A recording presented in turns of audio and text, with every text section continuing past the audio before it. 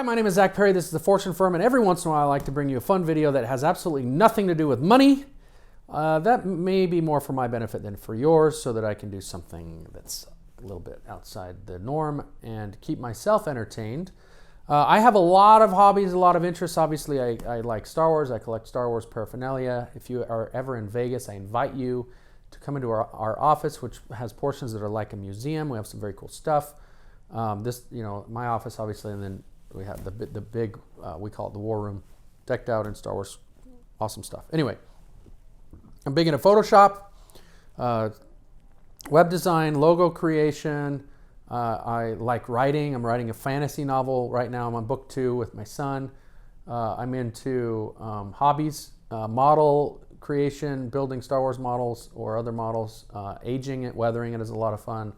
All sorts of hobbies. But the one I want to talk to you about today, one that I consider myself an expert in, is escape rooms. Okay. Now, the idea of the escape room is, there's some misunderstanding out there about what an escape room really is. But the earliest escape rooms that I know of were video games. And when I was a teenager, I used to play these video games. They were like, 16-bit video games where you see a picture of a room and you have to look behind the portrait. Oh, there's a safe. That means I need to find a combination. You rummage through the trash. Oh, there's a piece of paper with 3 numbers. I'm going to try those 3 numbers on the safe. Oh, the safe opens. It gives me a wrench. I'll stick it in my pocket. Don't know what to do with it. Then you turn to the next wall. Oh, there's a leaky faucet. Oh, what happens if I turn the leak down?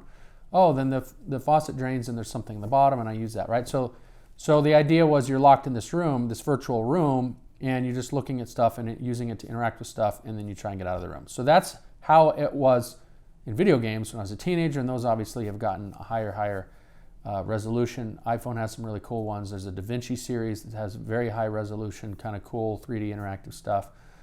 There's some other ones that are fun to play, but the live ones are the most fun.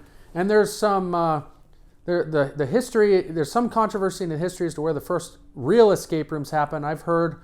I'm not even going to remember now. Somewhere in Eastern Europe, I think, some basements.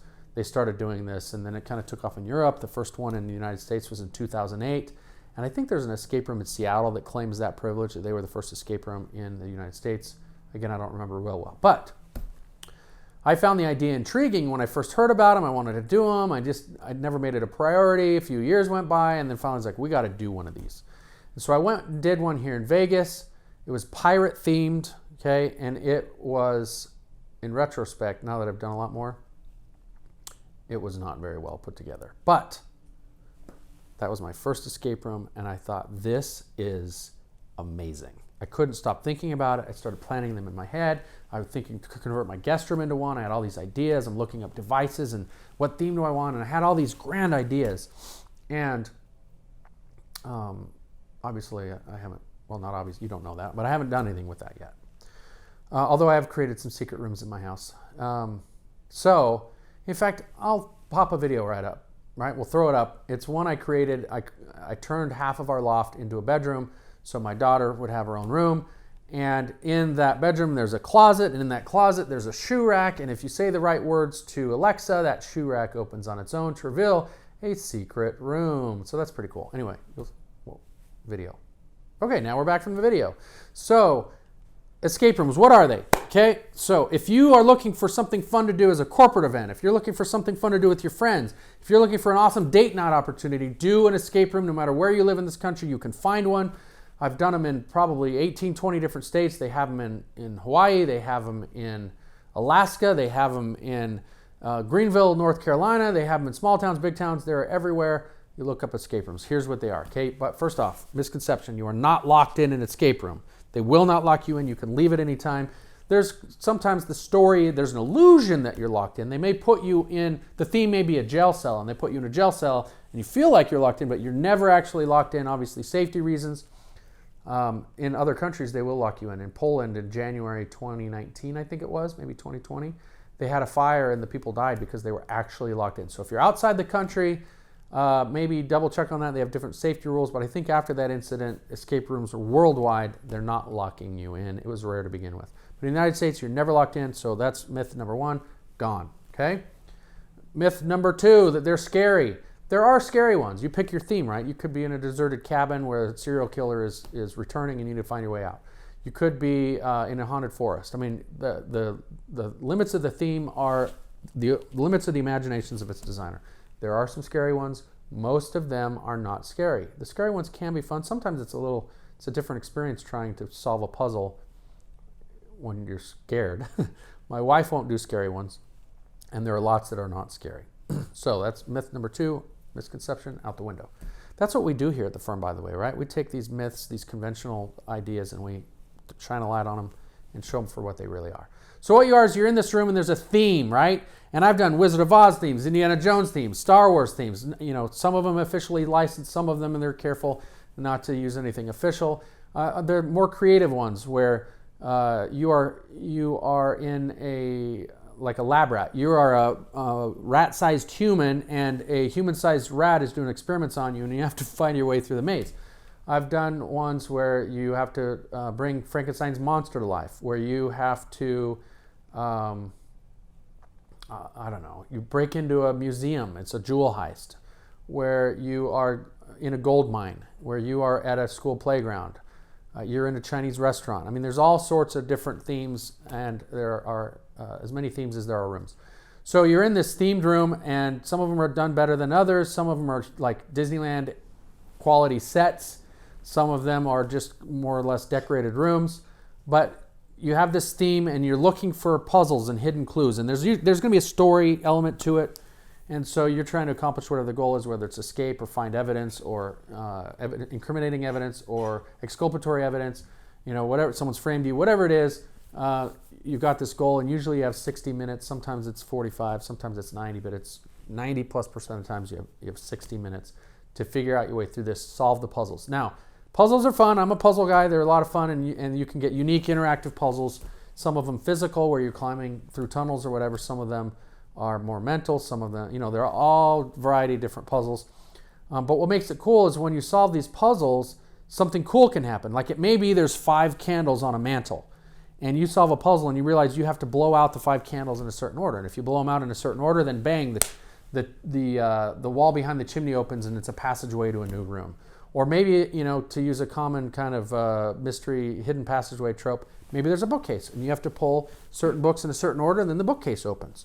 Or, I mean, there's any of a number of puzzle mechanisms that can trigger other devices, whether it's a door opening or trapdoor being revealed, or a backlight from behind a mirror lighting so it reveals a new message, or you know, there's an opening in the wall and there's a slide that takes you down to a room below, or, I mean, it could be any of a number of things. I've had whole walls lift up that reveal staircases that go to a new level, or you go into a room where you don't realize the floor is transparent because it's dark underneath, and then one of you goes below and the light turns on, and then all of a sudden you're like, oh, he's below me, but he can't hear you. You can tell what he's supposed to do because you're above him, and you have to direct him what to do, but it's soundproof, so you can't hear anything he's saying, but they can hear you because they have an intercom system, but it changes your voice, so it's all tinny and high, so he doesn't know it's you talking to him. Anyway, all sorts of very clever things. So they're a whole lot of fun. I've done 153 to date.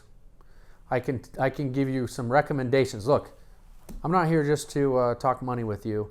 If you want to know which order to watch the Star Wars stuff, I can help you. If you want to know which order to watch the Marvel movies, I can help you. If you want to know how to preserve editability in Photoshop, I can help you. If you want to know how to create a custom cross-stitch design, I can help you. Okay, but escape rooms, if you are coming to Vegas, you want to know which escape rooms to do, I'll just tell you now. The best escape rooms in Vegas, in my opinion, are Lost and Trapped. Those two they're actually, the owners of Trapped purchased Lost. They're both very good. Lost has a little bit of a creepy vibe to it. It's not scary per se, but it's in an insane asylum, so there's just kind of this vibe. And Trapped has a number of different rooms, 3 I think right now, one of which has a little bit of a creepy vibe, but neither are what I would call scary. And then Once Upon an Escape is pretty good. It's actually owned by a former client of mine.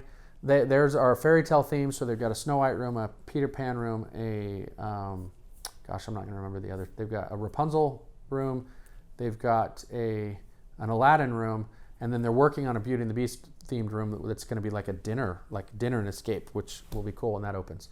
And then the Escape game is a franchise. They have them across the country. The one in Caesar's Palace at the Forum Shops is really good. So those are my recommendations. If you're coming to Vegas, if you're in any other city and you want my recommendation, I'd be more than happy to give it. Chances are I've been there. And if not, then I have the resources to find one for you. But I highly recommend, if you can keep up with my fast talk, if you've never done an escape room, try one. Just try one. They're very cool. They're very fun. Make sure you get a picture at the end to memorialize it.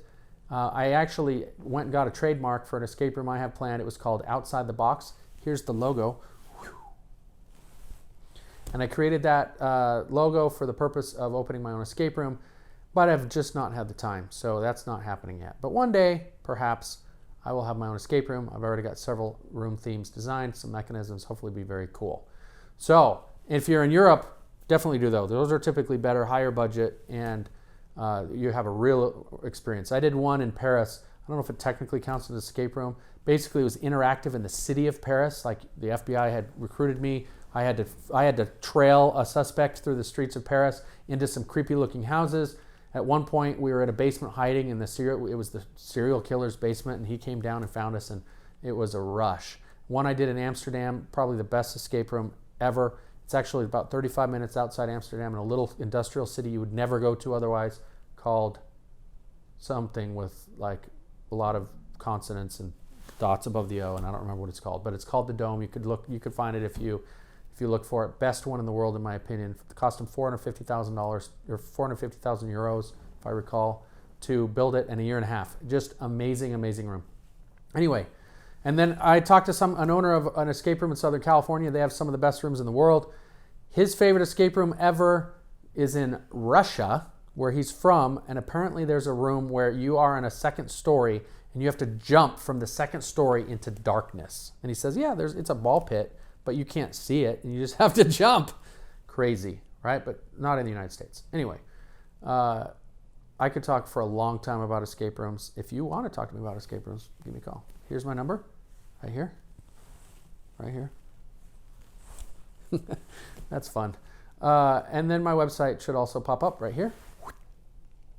And if you like what you see, hit like, that means you like it. Hit subscribe, that means you want to see more of it. And hit notify, which means you don't want to have to wait between when it comes out and when you watch it.